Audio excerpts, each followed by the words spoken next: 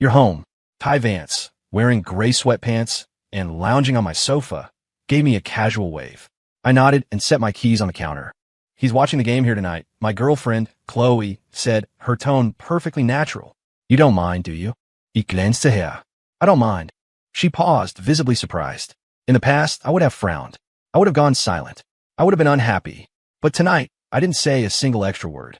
In that moment, I suddenly understood something. When a man stops getting jealous, it's not because he's become open-minded. It's because he's finished packing and is ready to leave. When I got off work, the sky was completely dark. The lights on the first floor of the office tower were still blazing. As I swiped my badge to exit, the moment the elevator doors slid shut, my shoulders finally slumped. Another night of overtime until 9:30. The project plan changed at the last minute. Waves of people had left the department, leaving only me and a few humming computers. My name is Mark Sullivan, 28 years old, a project execution lead at a mid-sized firm in Chicago. It wasn't exactly prestigious, but at least it was stable. How stable? Stable enough that I hadn't felt a real emotional spike in a long time. On the way back to the apartment, I bought a bottle of water at the corner store downstairs. When I opened the cooler door, the blast of cold air hit my face, sobering me up a little. When I slid my key into the lock, I could hear the TV. Pushing the door open, I saw the scene in the living room. Two people were sitting on the couch, Chloe and Ty. Chloe was my girlfriend, a leasing manager at a downtown mall. Her job wasn't easy, and she loved to dress up. Ty was her guy best friend. They'd known each other for over a decade, apparently friends since their school days. Right now, they were sitting side by side. A comedy special was playing on the TV, the laughter track loud.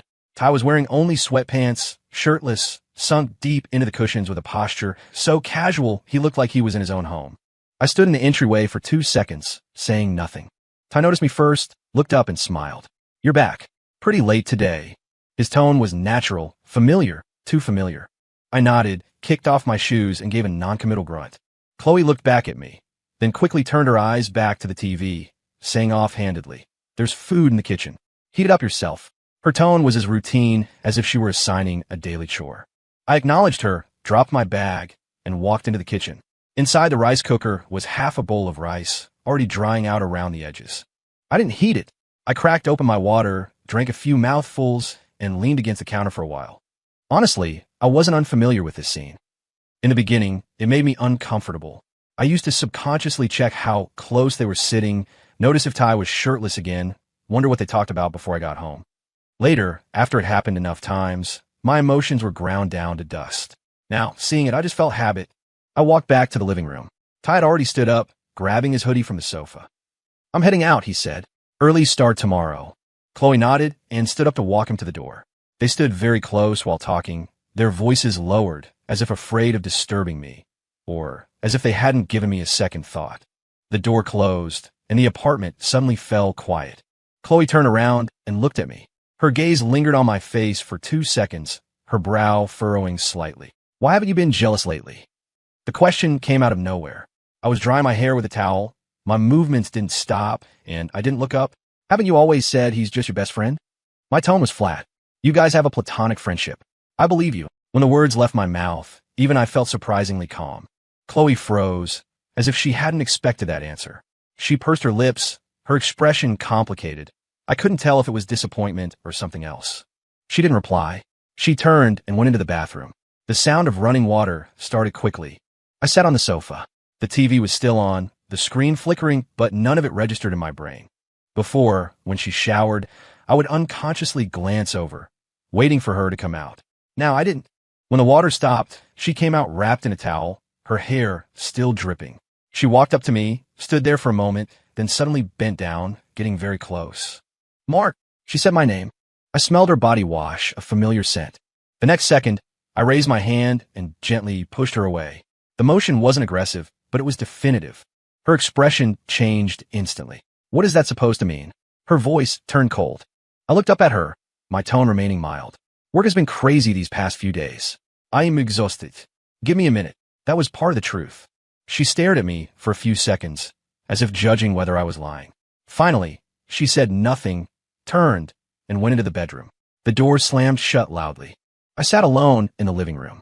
The light from the TV reflected on the walls, making the apartment feel even emptier. In that moment, I realized something very clearly. So this is what not caring feels like. After the bedroom door slammed, the only sound left in the apartment was the background noise of the TV. I turned it off, took a quick shower, and lay down on the other side of the bed. Chloe had her back to me. Her breathing was heavy. She was obviously not asleep. The lights were out. In the darkness, neither of us spoke. This kind of silence rarely happened before. Previously, even if we fought, she would toss and turn, kick me, force me to speak first. This time, she didn't. The next morning, I woke up early. The sky was still dark, and I could hear the street sweepers outside. I got up quietly, changed, and got ready to leave. Just as I opened the front door, a voice came from behind me. "You don't even say good morning anymore." I looked back and saw Chloe sitting up in bed, her hair messy, her eyes cold. "You weren't awake," I said. She stared at me, clearly suppressing her anger. "Mark, do you think I've been too easy to talk to lately?" I paused, buttoning my coat. "What are you trying to say?" She got out of bed and stood in front of me. "What did you mean yesterday? Pushing me away? Did you do it on purpose?" I looked at her, not dodging the question. "I was tired. I didn't want to," I said. "It's not a big deal." She let out a cold laugh. "Nothing is a big deal in your eyes anymore. Me sitting with Ty isn't a big deal. You treating me like this isn't a big deal. So what is a big deal? Do I have to do something drastic to get a reaction out of you?" I frowned slightly. "Watch what you're saying." She froze, as if she hadn't expected me to say that. In the past, at times like this, I would mostly explain, cajole, take a step back. She was obviously waiting for me to take that step. But I didn't. The air grew rigid. After a few seconds, her tone softened slightly. "You've been really weird lately. You weren't like this before." "People change," I said. At those words, her face darkened completely. "So now you think I'm not good enough for you? Or do you think I'm doing something wrong?" She stepped closer, her tone accusatory. "I'm tired enough from work every day, and you're giving me attitude?" I looked at her, suddenly feeling this conversation was familiar. Every time she felt guilty, she would project the responsibility onto me first. "I'm not giving you attitude," I said. "I just don't have the energy I used to." She stared at me for a while, then suddenly turned around. "Fine, you're busy. You're tired. I won't bother you." She walked in the bathroom, and the door slammed again. I stood there, put my keys in my pocket, and walked out. The morning rush hour on the L train was crowded as always. People pressed against people. The air was stifling and stale. Yet, I felt unusually clear-headed. At noon, Chloe sent me a message. "Come home early tonight. We need to talk." The tone seemed normal. I replied with a single word. "Okay." When quitting time came, I left the office on the dot. Back at the apartment, the place had been tidied up. The floors were mopped clean. There wasn't even a water ring on the coffee table. Chloe was sitting on the sofa. She had changed her clothes, and her makeup was meticulously done. She rarely looked this formal at home. "Did you eat?" she asked. "I ate." She nodded, as if mentally preparing herself. "Mark, we can't go on like this." I sat opposite her, waiting for her to continue. "You've been too cold to me lately. It's not that we aren't fighting, it's that you don't care." She looked at me, a hint of urgency in her eyes. "If you're unhappy, you can say it." I leaned back against the sofa, my voice steady. "I have nothing to say." Her expression stiffened. "How can you have nothing to say? You don't get jealous. You don't argue. You don't touch me. What am I to you exactly?" I looked up at her. "My girlfriend." "Then what about Ty?" she pressed. I didn't answer immediately. She thought I was hesitating, and her voice instantly became shrill. "You do mind him?" I shook my head. "It's not that I mind. I'm just used to it." When those words came out, she was visibly stunned. "What do you mean?" "Nothing," I said. "Whatever your relationship is, that's your business." She stared at me, as if checking if I was acting out of spite. "You weren't like this before." Before was before. She fell silent for a few seconds, then suddenly stood up. "The way you are now, it's really hurtful, you know that." "Then have you ever thought about why I became like this?" When I said that, the room fell silent. She opened her mouth, but didn't respond. In that moment, I knew clearly.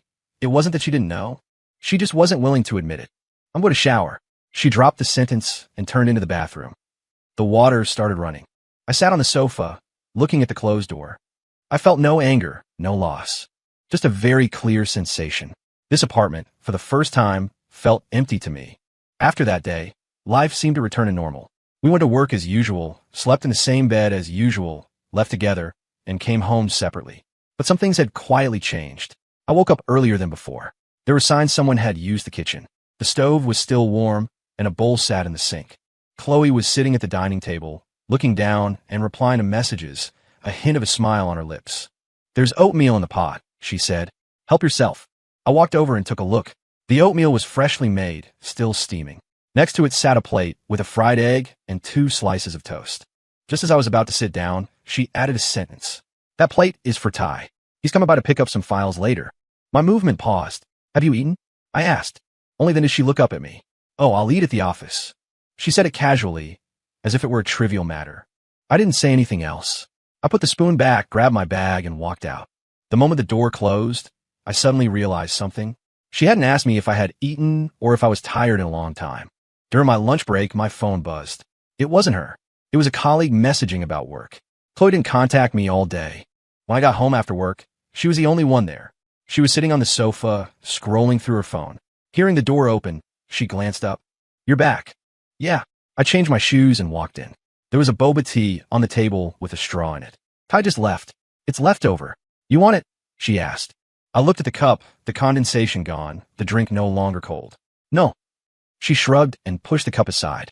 Suit yourself. I sat down and opened my laptop to deal with some work. Her phone was sitting on the coffee table. The screen lit up. I subconsciously glanced at it. She immediately reached out and flipped the phone face down. The movement was fast. What are you looking at? Her tone was tight. I wasn't looking, I said. She stared at me for 2 seconds, as if verifying. Then, she looked down, unlocked it, and thrust the screen in front of my face. If you want to look, look. The screen showed her chat list, completely clean. I didn't take it. Forget it. Her expression stiffened, and she pulled the phone back. In that instant, I suddenly remembered a detail. Last weekend, when Ty came over, she sat next to him, laughing as she handed him her phone to help pick a restaurant. Her movements had been natural, without a hint of hesitation.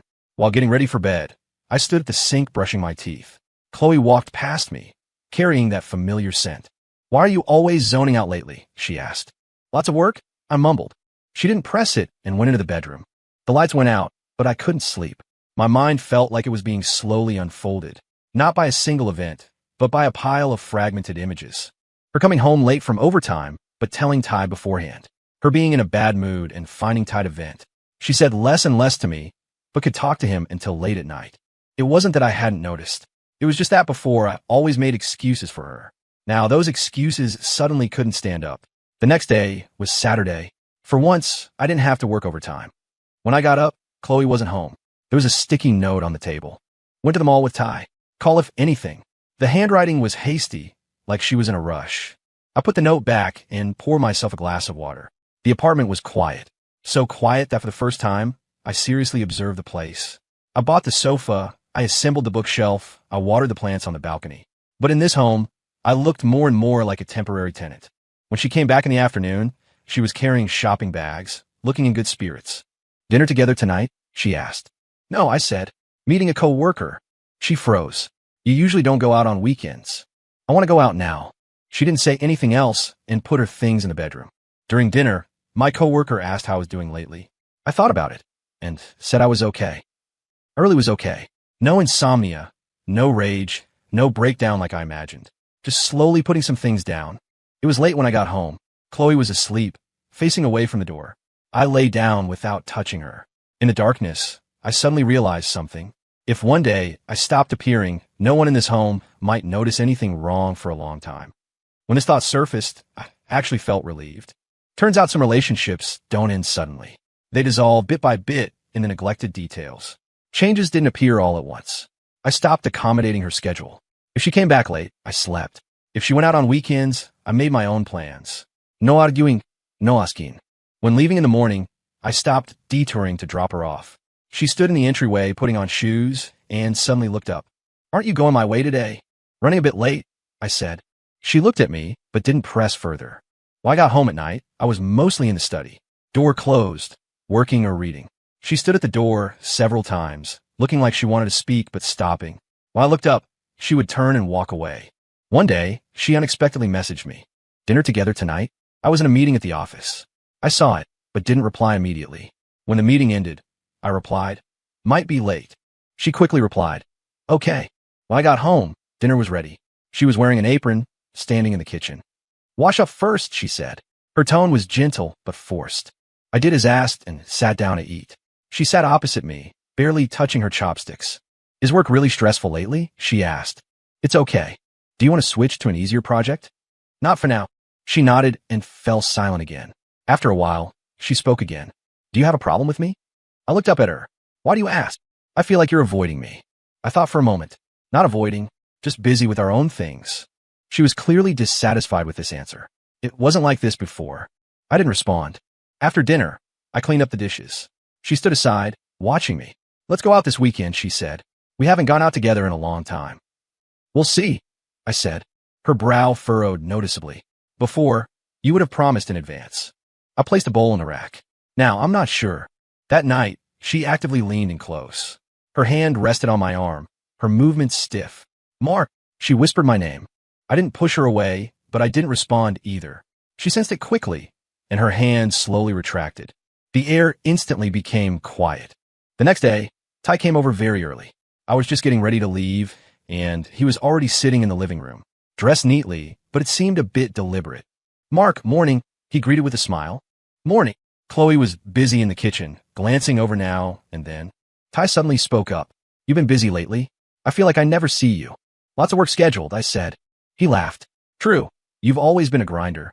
There was something indescribable in his tone. Chloe came out carrying coffee. Don't keep saying that, she said to Ty. He's under enough pressure. Ich glänzte her. She rarely stuck up for me like that. Ty's smile froze for a second before recovering. I'm just showing concern. He got up to leave, giving me a glance before he went. There was a hint of impatience in his eyes. After the door closed, Chloe stood there. Don't overthink it, she said. He's been in a bad mood lately. I didn't think anything. She stared at me for a while. Are you really okay? Yeah. She clearly didn't believe me. That night, she talked a lot, asking about my project progress, asking about my colleagues, asking if I wanted to change jobs. I responded to each one, but kept my distance. The more she asked, the more anxious she got, like she was verifying something. Before sleep, she suddenly grabbed me. Not hard, but with intensity. Do you not want me anymore? When she asked this, her voice trembled slightly. I looked down at her, not answering immediately. The room was very quiet. Her hand slowly loosened, and for the first time, her eyes revealed panic. After Chloe asked that question, neither of us spoke again. She didn't press for an answer. She just turned over, putting her back to me. I lay on the other side of the bed, eyes open until late. The next day was Saturday. She got up earlier than I did, moving quietly around the bedroom, getting ready. I heard her on the phone, voice lowered. I didn't need to guess who it was. A while later, she walked in. Let's go out for lunch together, she said. Ty is coming too. I looked at her. I thought we were going out, just us. She paused. He's nearby, and he happens to be free. Her tone was natural, as if stating something perfectly reasonable. I didn't object. Some things you won't completely understand until you see them with your own eyes. We met at a restaurant near the mall around noon. Ty was already there, sitting by the window. Seeing us, he raised a hand in greeting, a smile on his face. You guys got here fast. Chloe naturally sat down next to him. I sat on her other side. When the menu came, she barely looked at it before ordering a few dishes. You love this one, she said to Ty.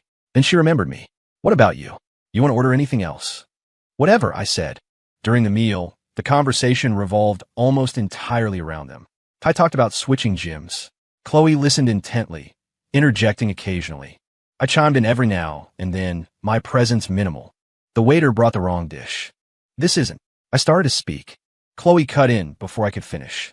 It's fine, leave it. He'll eat this. When she said he, she meant Ty. My words stopped in my mouth. The waiter looked at me, hesitating.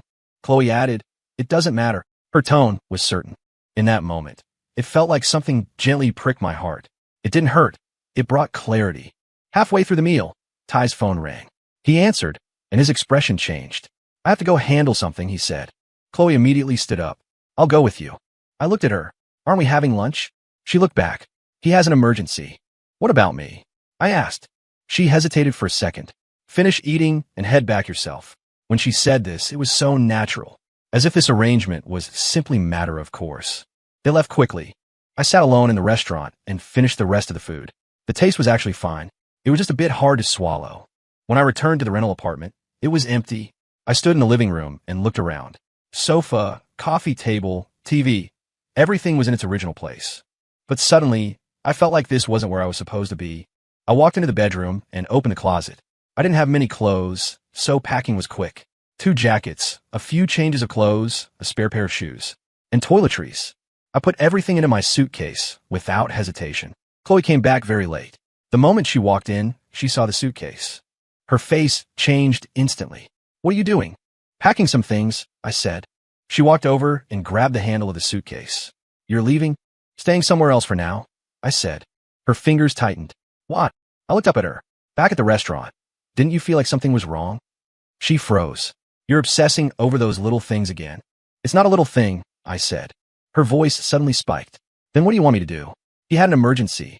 Could I just ignore it?" "You can have," I said. "You didn't have to drag me into it." She was momentarily speechless. "Mark, you've changed," she whispered. "Yes." This answer stunned her completely. "You wouldn't have forced me like this before." "Before I would retreat," I said. "Now, I don't want to." Her eyes were rimmed with red. "You're just leaving like this? Without giving me a single explanation?" I pulled the suitcase towards me. "The explanation, you actually know it in your heart." She stood there and didn't try to stop me again. "I found a short-term sublet near my company. Not big, 1 bedroom, simple furniture, but quiet. When I put my luggage down, it was almost 11 o'clock. I took a shower and lay on the bed, but couldn't sleep immediately. My phone screen lit up. It was Chloe. "Where are you?" I glanced at it and didn't reply. 10 minutes later, another one. "Can we talk properly?" I placed the phone face down on the table. First thing the next morning, I went to work on time. The project was entering a critical phase, and there was a lot to do. I spent the whole day shuttling between meetings and coordinating, with almost no time to get distracted. At lunch, my phone buzzed again. "Still Chloe. Why aren't you answering my calls?" I replied, "Busy." She quickly replied, "So you're too lazy to even fake it now?" I didn't reply again. When I got off work, the sky had darkened. Just as I walked out of the office building's main doors, I saw her standing by the curb. No makeup, hair a bit messy, very different from her usual self. "Mark," she stopped me. I halted. "How did you know I was here?"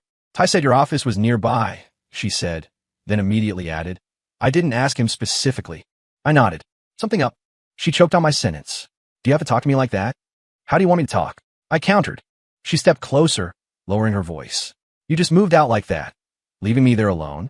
"You aren't alone," I said. Her expression shifted. "What does that mean?" "Literal meaning." She stared at me, her eyes starting to turn red. "Do you think it doesn't matter to me if you're gone?" I looked at her, not answering immediately. "I just think you adapted faster than I imagined." The words were like a needle. Her breathing became rapid. "Do you know I didn't sleep at all last night?" "That's your business." She took a step back, as if realizing for the first time that I really wasn't giving way. "You become very cold," she said. "It's just that you used to think I was too warm." With those words, silence fell completely between us. She stood for a long time, and finally said nothing, turning and walking away. The next day, Ty called me. I looked at the screen, hesitated, then answered. "Mark, let's meet," he said. "No need. Some things need to be said clearly." I thought about it. Fine. We met at a coffee shop near the office. He arrived early, sitting in a corner. Seeing me, he stood up, his smile a bit forced. "You've been busy lately." "It's okay." I sat down, skipping the pleasantries. He was silent for a moment, then spoke first. "Chloe hasn't been in a good state the last 2 days. You can keep her company," I said. He frowned. "Don't talk like that." "Then how do you want me to talk?" He paused at my question. "You shouldn't drag me into your fight." I looked at him. "You've been in it the whole time." His expression stiffened noticeably. "We're just friends. However you define it, I don't care," I said. "But you looking for me now isn't appropriate." He got a little agitated. "You leaving like this isn't fair to her. Then me staying, is that fair to me?" That silenced him completely. He looked down, stirring his coffee, and after a good while said, "I'm just afraid she'll get hurt. Will you take responsibility for that?" He looked up at me. His eyes flickered. "You know that's not what I mean." "Exactly." I stood up. "If you can't give her that, stop asking for it on her behalf." When I left the coffee shop, the weather was fine. My phone lit up again. It was Chloe. "What did Ty tell you?" I replied with 2 words, nothing much. She immediately called. I didn't answer. Minutes later, she sent a voice message, then retracted it, followed by text. "Do you have to force my hand like this?" I stared at that line for a long time. Then I replied one sentence. "I'm not forcing you." That night, she didn't contact me again. The third day, she suddenly appeared at my place.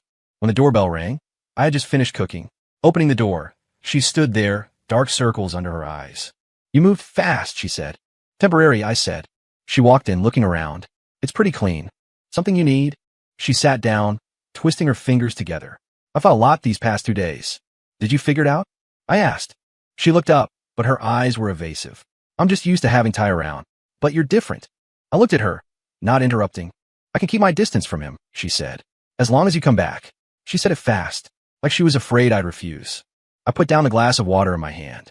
You're saying this now because I'm not there. Her face went pale instantly. You didn't care before.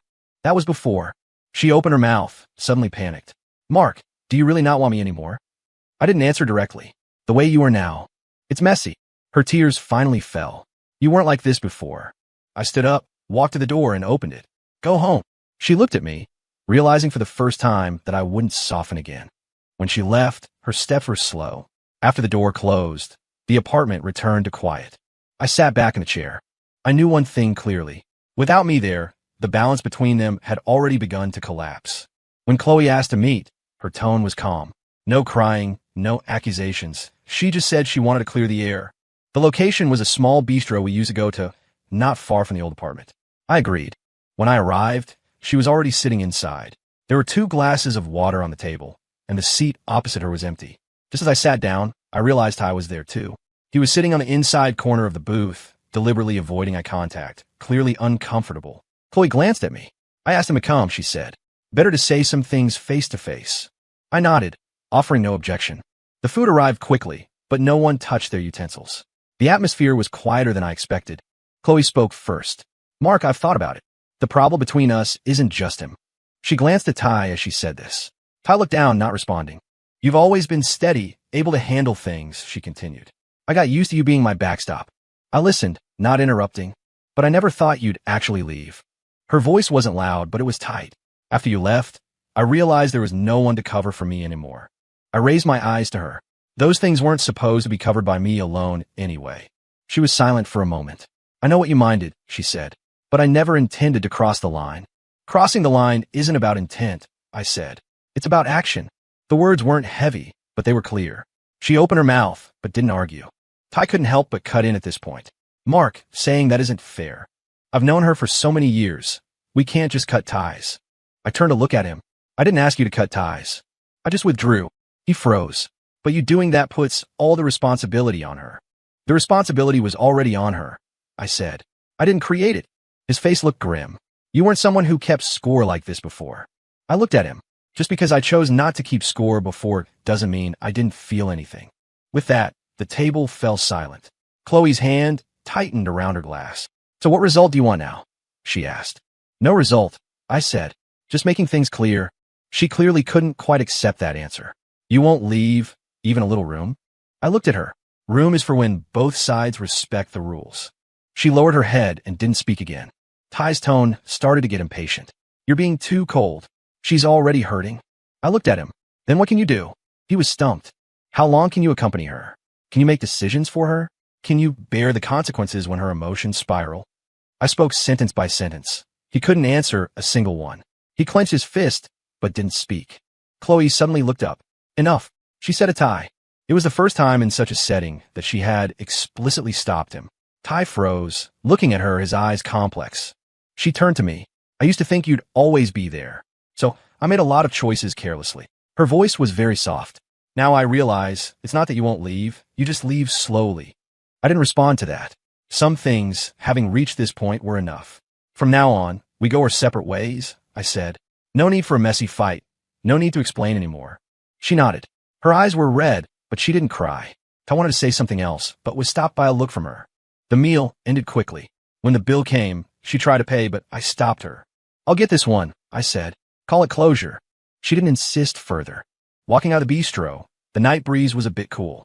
Chloe stood at the door, not leaving immediately. Mark, she called out to me. I looked back. Did you see this more clearly than I did from the start? I thought about it. No. I just woke up a little earlier. She didn't speak again.